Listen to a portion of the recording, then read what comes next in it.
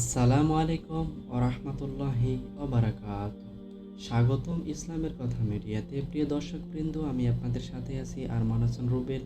আপনারা দেখছেন ইসলামের কথা মিডিয়া। প্রিয় বন্ধুরা, আজকের ভিডিওতে থাকবে গ্রন্থ সহিহ বুখারী তাওহীদ প্রকাশনায় অধ্যায় ৭ তায়াম্মুম অধ্যায়ের হাদিস নম্বর ৩৪১ থেকে ৩৪৫। আশা করি গত ভিডিওগুলোর মতো আজকের ভিডিওটি সম্পূর্ণ দেখবেন ইনশাআল্লাহ। আল্লাহ কবুল করুন। প্রিয় দর্শক, অবশ্যই চ্যানেলটি সাবস্ক্রাইব করে পাশে থাকা বেল আইকন অন রাখবেন এ ধরনের হাদিস ভিডিও, ইসলামিক বিষয় ভিডিও পেতে ইনশাআল্লাহ। প্রিয় বন্ধুরা, তাহলে চলুন দেরি না করে শুরু করি আজকের ভিডিও। আশা করি পুরো ভিডিওর সাথেই থাকবেন ইনশাআল্লাহ।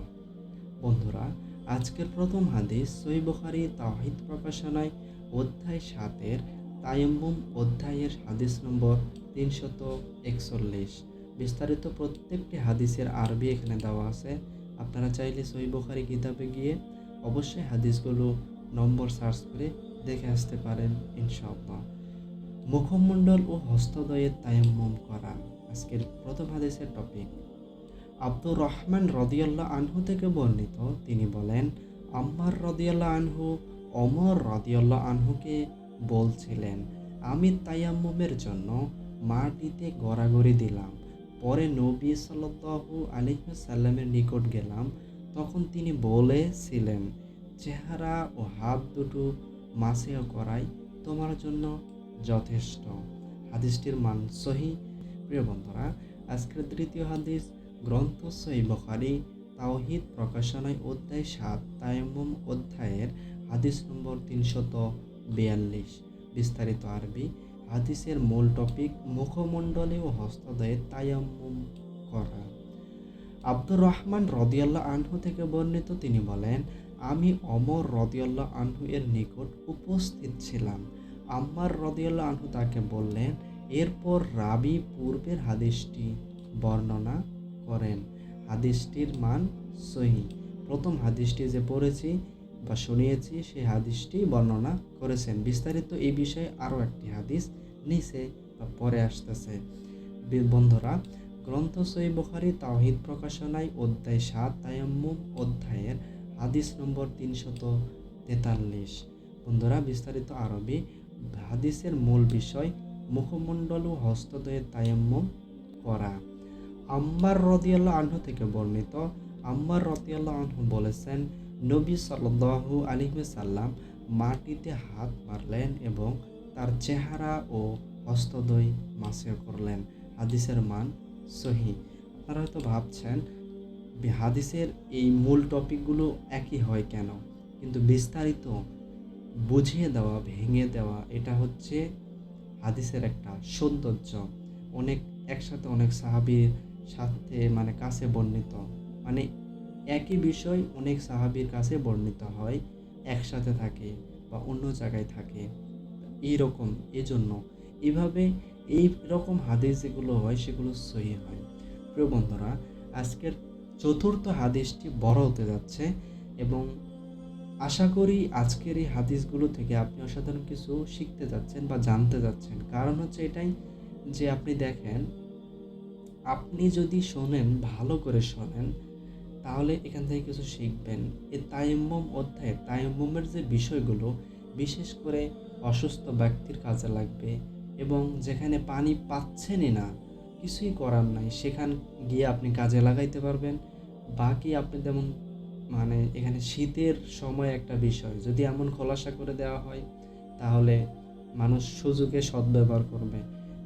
সেটার থেকেও মানুষকে বারণ করা হয়েছে। তায়াম্মুম আপনি করতে পারবেন খুবই সুন্দরভাবে, সহজভাবে, যেটা হাদিসের মাধ্যমে বর্ণিত হয়েছে। যে ইনশাআল্লাহ অবশ্যই মনোযোগী হয়ে ভিডিওটি শেষ পর্যন্ত থাকবো। আল্লাহ কবুল করুন, আমিন। বন্ধুরা, আজকের চতুর্থ হাদিস গ্রন্থ সহিহ বুখারী তাওহীদ প্রকাশনায় অধ্যায় ৭ তায়াম্মুম অধ্যায়ের হাদিস নম্বর ৩৪৪। বিস্তারিত এখানে আরবি, বিশাল বড় আরবি এবং কোরআনের একটি আয়াত রয়েছে। সো আল্লাহ আপনাদের পড়ার এবং শোনার সুযোগ দিন, আমিন। পবিত্র মাটি মুসলমানদের ওযুর পানির স্থলবর্তী। পবিত্রতার জন্য পানির পরবর্তীতে এটাই যথেষ্ট। হাসান রাহিমাহুল্লাহ বলেন, হাদস না হওয়া পর্যন্ত তার জন্য তায়াম্মুমই যথেষ্ট। ইবনু আব্বাস রাহিমাহুল্লাহ তায়াম্মুম করে ইমামতি করেছেন। ইয়াহইয়া ইবনু সাইদ রাহিমাহুল্লাহ বলেন, লনা ভূমিতে সালাত আদায় করা বা তাতে তায়াম্মুম করায় কোনো বাধা নেই। এই যে লনা ভূমিতে যদি যে যান তায়াম্মুম করা যাবে। ইমরান রাদিয়াল্লাহু আনহু থেকে বর্ণিত, তিনি বলেন, আমরা নবী সাল্লাল্লাহু আলাইহি ওয়াসাল্লামের সঙ্গে এক সফরে ছিলাম। আমরা রাতে চলতে চলতে শেষ রাতে এক স্থানে ঘুমিয়ে পড়লাম। মুসাফিরের জন্য এর চেয়ে মধুর ঘুম আর হতে পারে না। আমরা এমন ঘোর নিদ্রায় নিমগ্ন ছিলাম যে সূর্যের উত্তাপ ছাড়া অন্য কিছু আমাদের জাগাতে পারেনি। সর্বপ্রথম জাগলেন অমুক, তারপর অমুক, তারপর অমুক। রাবি আবু রাজা রহিমাহুল্লাহ তাদের সবার নাম নিয়েছিলেন, কিন্তু আউফ রহিমাহুল্লাহ তাদের নাম মনে রাখতে পারেননি। চতুর্থবারের জেগে ওঠা ব্যক্তি ছিলেন ওমর ইবনুল খাত্তাব রাদিয়াল্লাহু আনহু। নবী সাল্লাল্লাহু আলাইহি ওয়াসাল্লাম ঘুমালে আমরা তাকে কেউ জাগাতাম না যতক্ষণ না তিনি নিজেই জেগে উঠতেন, কারণ নিদ্রা অবস্থায় তার উপর কি অবতীর্ণ হচ্ছে তা তো আমাদের জানা নেই। ওমর রাদিয়াল্লাহু আনহু জেগে মানুষের অবস্থা দেখলেন, আর তিনি ছিলেন দীর্ঘচিত্ত ব্যক্তি। উচ্চ স্বরে তাকবীর বলতে আরম্ভ করলেন। তিনি ক্রমাগত উচ্চ স্বরে তাকবীর বলতে থাকলেন, এমনকি তার শব্দে নবী সাল্লাল্লাহু আলাইহি ওয়াসাল্লাম জেগে উঠলেন। তখন লোকেরা তার নিকট ওজর পেশ করল। তিনি বললেন, কোনো ক্ষতি নেই, বা বললেন, কোনো ক্ষতি হবে না, এখান হতে চলো। তিনি চলতে লাগলেন, কিছু দূর গিয়ে থামলেন, ওজুর পানি আনালেন এবং ওজু করলেন। সালাতের আজান দেওয়া হলো, তিনি লোকদের নিয়ে সালাত আদায় করলেন। সালাত শেষে দেখলেন এক লোক আলাদা দাঁড়িয়ে আছেন। তিনি লোকদের সাথে সালাত আদায় করেন নি। নবী সাল্লাল্লাহু আলাইহি সাল্লাম তাকে জিজ্ঞেস করলেন, হে অমুক, তোমাকে লোকদের সাথে সালাত আদায় করতে কিসে বাধা দিল, কিসে বিরত রাখলো?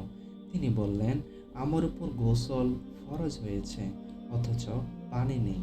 তিনি বললেন, পবিত্র মাটি নাও, তায়াম্মুম করো, এটাই তোমার জন্য যথেষ্ট। নবী সাল্লাল্লাহু আলাইহি ওয়াসাল্লাম পুনরায় সফর শুরু করলেন। লোকেরা তাকে পিপাসার কষ্ট জানালো, তিনি অবতরণ করলেন। তারপর অমুক ব্যক্তিকে ডাকলেন। রাবি আবু রাজা রহিমাহুল্লাহ তার নাম উল্লেখ করেছিলেন, কিন্তু আউফ রহিমাহুল্লাহ তা ভুলে গেছেন। তিনি আলী রাদিয়াল্লাহু আনহুকে ডাকলেন। তারপর উভয়কে পানি খুঁজে আনতে বললেন।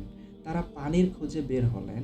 তারা পথে এক মহিলাকে 2 মশক পানি উটের উপর করে নিতে দেখলেন।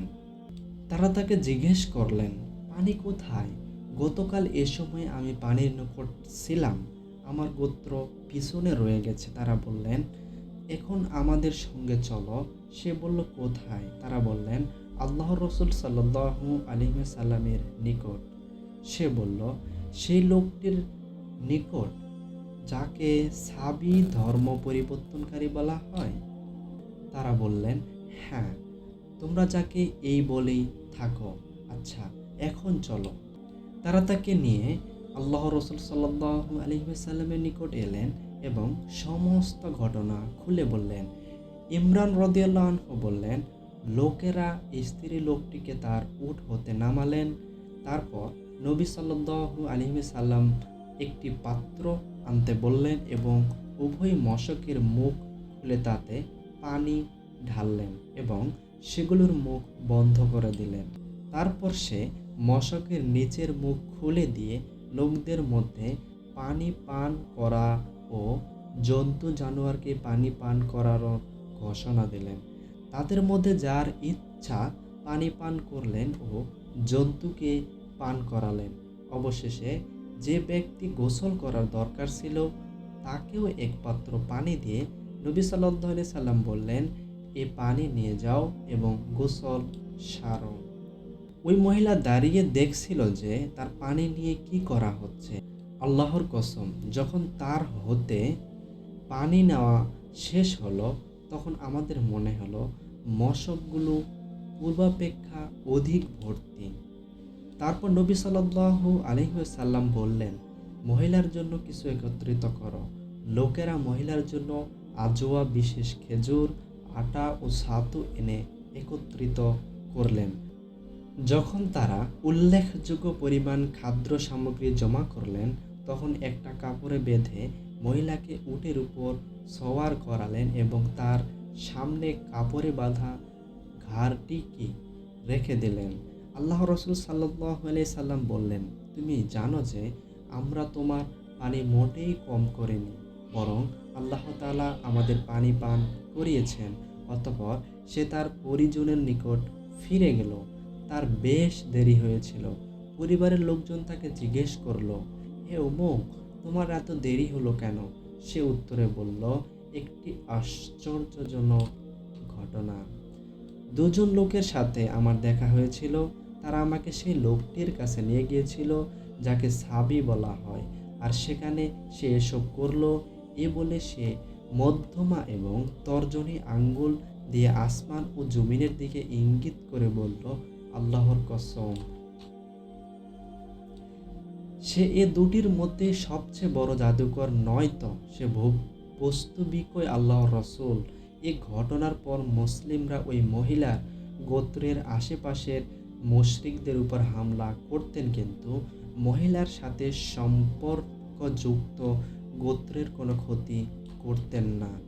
একদা মহিলা নিজের গোত্রকে বলল, আমার মনে হয় তারা ইচ্ছা করে আমাদের নিষ্কৃতি দিচ্ছে। এসব দেখে কি তোমরা ইসলামের প্রতি আকৃষ্ট হবে না? তারা সবাই মহিলাটির কথা মেনে নিল এবং ইসলামে দাখিল হয়ে গেল। আবু আবদুল্লাহ রাহিমাহুল্লাহ বলেন, সাবি শব্দের অর্থ নিজের দিন ছেড়ে অন্যের দিন গ্রহণ করা। আবুল আলিয়া রাহিমাহুল্লাহ বলেন, সাবিন হচ্ছে আহলে কিতাবের একটি দল যারা জবুর কিতাব পড়ে থাকে। আসহাব শব্দের অর্থ ঝুঁকে পড়া। হাদিসটির মান সহিহ। হাদিসটি মুসলিম, আহমদ শরীফ এবং সহিহ বুখারী থেকে আপনারা শুনে ফেললেন। আজকের এই হাদিসটি অনেক বড় ছিল, তবে অনেক কিছু বোঝার আছে এখানে। প্রিয় বন্ধুরা, আজকের শেষ হাদিস গ্রন্থ সহিহ বুখারী তাওহীদ প্রকাশনায় অধ্যায় ৭ তায়াম্মুম অধ্যায়ের হাদিস নম্বর ৩৪৫। অপবিত্র ব্যক্তির রোগ বেড়ে যাওয়ার, মৃত্যুর বা তৃষ্ণার্ত থেকে যাবার আশঙ্কা বোধ হলে তায়াম্মুম করা। বর্ণিত আছে যে এক শীতের রাতে আমর ইবনুল আস রাদিয়াল্লাহু আনহু জুনুবী হয়ে পড়লে তায়াম্মুম করলেন আর এসে এ প্রসঙ্গে এ আয়াত তেলাওয়াত করলেন, তোমরা নিজেদের হত্যা করো না, নিশ্চয় আল্লাহ তোমাদের প্রতি পরম দয়ালু। সূরা নং ৪ আয়াত নং ২৯। এরপর নবী সাল্লাল্লাহু আলাইহি ওয়াসাল্লাম এর কাছে বিষয়টি উল্লেখ করা হলে তিনি তাকে দোষারোপ করেননি। আবু ওয়াইল রাদিয়াল্লাহু আনহু থেকে বর্ণিত, তিনি বলেন, আবু মুসা রাদিয়াল্লাহু আনহু আব্দুল্লাহ ইবনে মাসউদ রাদিয়াল্লাহু আনহুকে জিজ্ঞেস করলেন, অপবিত্র ব্যক্তি পানি না পেলে কি সালাত আদায় করবে না? আব্দুল্লাহ রাদিয়াল্লাহু আনহু বললেন, হ্যাঁ, আমি ১ মাসও যদি পানি না পাই তবে সালাত আদায় করব না। এ ব্যাপারে যদি লোকদের অনুমতি দেই তাহলে তারা একটু শীত বোধ করলেই এরূপ করতে থাকবে, অর্থাৎ তায়াম্মুম করে সালাত আদায় করবে। আবু মুসা রাদিয়াল্লাহু আনহু বললেন, তাহলে ওমর রাদিয়াল্লাহু আনহু এর সামনে আম্মার রাদিয়াল্লাহু আনহু এর কথার তাৎপর্য কি হবে?